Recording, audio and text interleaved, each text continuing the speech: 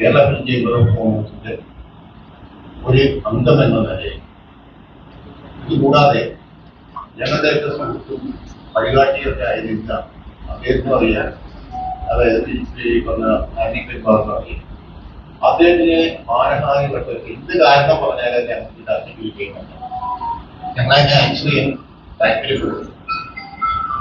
അപ്പൊ അത് കാരണം അങ്ങനെയുള്ളൊരു കുറിപ്പ് പിൻവലിച്ച് ഇവിടെ സമർപ്പിക്കുകയാണ്. അതിന് ഒരാഴ്ച സമയം കൊടുത്തിട്ട് മെമ്പർ എന്ന നിലയിൽ ചെയ്യുന്നത്. അപ്പം അതിന്റെ മറുപടി വരും.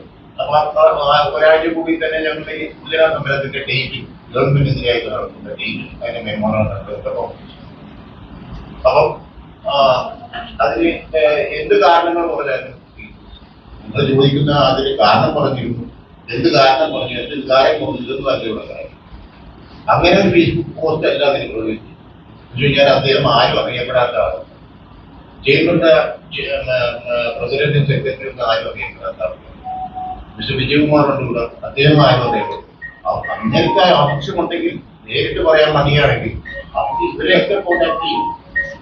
ആ കോണ്ടാക്ട് ചെയ്തിട്ട് വളരെ മോശമായി എന്ന് പറയാം. അല്ലാതെ എന്ത് കാരണം പറഞ്ഞുകൊണ്ട് ആരും എന്തും പറയാമെന്നുള്ള കാര്യം വെല്ലുവിളിയില്ല. ഓരോ ഇൻഡസ്ട്രി